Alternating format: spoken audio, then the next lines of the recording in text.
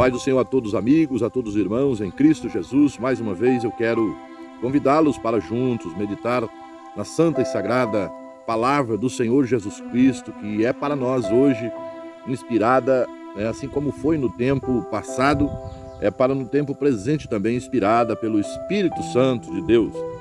E eu quero convidá-los para ler 2 trechinhos aqui em Eclesiastes, o capítulo 11 de Eclesiastes, e o versículo 1 que fala assim: lança o teu pão sobre as águas, porque depois de muitos dias o achará. E a sequência, o versículo 2 diz: reparte com 7 e ainda tem com 8, porque não sabes que mal haverá sobre a terra. Pare bem sobre esse versículo e voltamos um pouquinho aqui, no Eclesiastes também, Eclesiastes 3, que diz assim: tudo tem o seu tempo determinado e há tempo para todo o propósito debaixo do céu. Ou seja, nós estamos falando aqui de uma palavra bastante conveniente para nossos dias.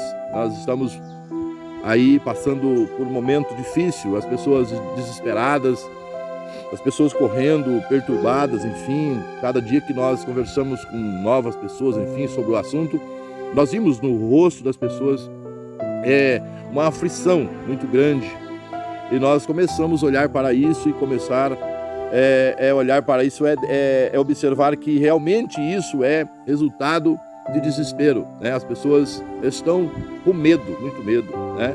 Mas nós sabemos que o medo é algo que produz a carne, e junto com esse medo tem que existir a fé. Ou seja, é necessário que nós tenhamos fé, e a nossa fé tem que ser maior do que o medo. Ou seja, porque o medo é proveniência da carne e a fé é proveniência do Espírito, né? É por isso que a fé tem que ser maior que a carne, maior que o medo, maior que tudo que há de material. Por quê? Porque a fé vem do espiritual, a fé vem de Deus. É claro que a carne também foi Deus que constituiu para que existisse o homem, mas a carne é frágil, né? E nela existe o medo. E nela também existe a fragilidade, o desespero, a angústia. E é onde nós percebemos que as pessoas realmente estão passando por um momento terrível, aflições, né? E nós vimos aqui nessa escritura que nós lemos, onde no versículo 11, disse que nós devemos a tempo lançar o pão sobre as águas. Ou seja, eu estive falando com uma outra pessoa um outro dia, dizendo: olha, no momento de abundância, no momento de fartura, no momento fértil, no momento de produtividade, nós devemos estar lançando a semente. Quando a terra é úmida, o solo preparado, nós lançamos a semente, a planta, ou seja, começa a se desenvolver a partir de um grão. A partir de uma semente se desenvolve uma planta. Por quê? Porque o tempo é bom. Existe fertilidade na terra, existe umidade suficiente para que essa planta se desenvolva. Mas isso é porque a semente foi colocada na terra no tempo hábil, no tempo correto, no tempo certo, na época correta. Entendamos, meus amigos, que a nossa vida espiritual se pauta também assim, em tempo de abundância, em tempo de paz, que nós venhamos crescer no Espírito, ou seja, crescer a nossa fé, aumentar a nossa fé, para que nesse tempo agora que estamos vivendo, venhamos usar a nossa fé e venhamos entender que a fé continua maior do que o medo.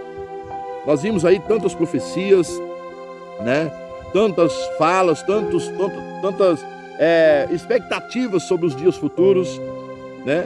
Até mesmo dentro da palavra de Deus, isso é uma narrativa correta, é uma narrativa que achamos fundamentação para isso, né? Porque os últimos tempos, né? Ou seja, é assim mesmo, né?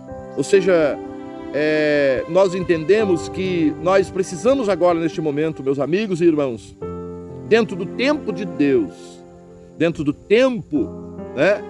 Dentro do tempo que aqui o verso 3 de Eclesiastes está falando, debaixo do propósito de Deus, né?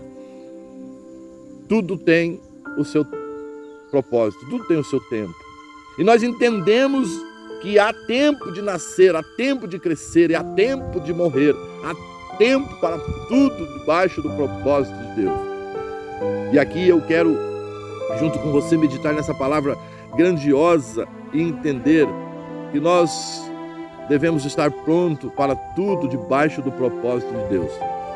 Mas quero também que você reflita bastante e olhe para você e olhe para Deus. Entenda que o medo tem que ser menor do que a sua fé. A sua fé é proveniência de Deus para você. E a sua fé ela tem que superar todos os obstáculos. É interessante que você entenda isso. Ou seja, se há, por exemplo, uma falta, uma falha que a sua fé não está alcançando, procure se redimir aos pés do Senhor. Procure estar nos pés do Senhor, porque Ele vai completar.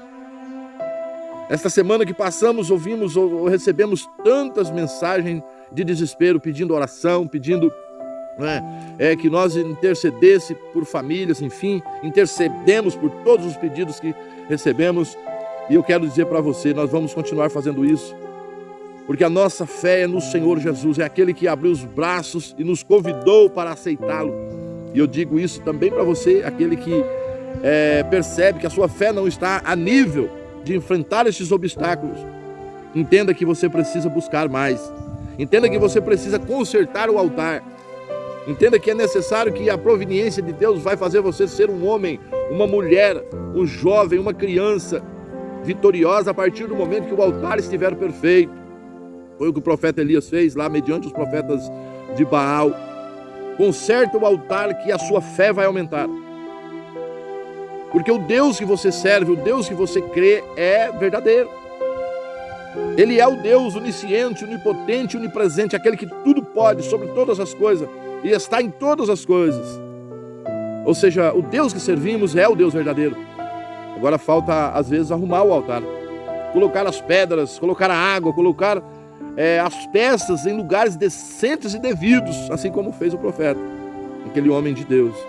E quando ele clamou ao Senhor, ou seja, ele clamou com poucas palavras, pedindo que Deus respondesse ele, ou seja, que Deus atendesse ele mediante aquela multidão de pessoas que estavam ali assistindo. E Deus fez descer fogo do céu, ou seja, a sua fé foi maior do que o poder da carne. Aqueles profetas que estavam servindo um Deus que não podia, um Deus da imaginação, ou seja, não receber o benefício. Mas você que tem o Deus de verdade, o Deus que ofereceu o seu Filho unigênito para todo aquele que nele crê não perecesse, mas viesse ter a vida eterna. Esse Deus está para aumentar a sua fé e diminuir o seu medo. Entenda que lá no Salmo 27 está escrito que o Senhor é a minha luz e a minha salvação. E a quem eu temerei? É uma pergunta. Ou seja, eu não posso temer a ninguém. Os sinais sobre os céus.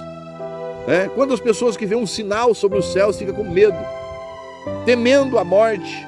Ou seja, porque o altar está, às vezes, precisando fazer um reparo. Quando você tem medo é porque alguma coisa não está certa. Conserte-se com o Senhor. Arruma a sua vida. Conserte o seu altar que você vai perder o medo. E a sua fé vai aumentar e você vai ter segurança em Cristo Jesus. O verso 3 do mesmo Salmo, do Salmo 27, diz que ainda que um exército me cercasse, o meu coração não temeria. Ainda que a guerra se levantasse contra mim, nele eu confiaria. Ou seja, porque a sua fé está grande, seu altar está arrumado. Assim você conseguirá vencer todas as lutas. Que Deus abençoe você. E fique com o Salmo 32. Tu é o lugar que me escondo.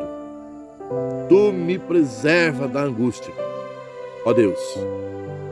Para complementar e finalizar esse vídeo, eu quero dizer ainda o Salmo 46, que está dizendo assim: Deus é o nosso refúgio e fortaleza, socorro bem presente na hora da angústia.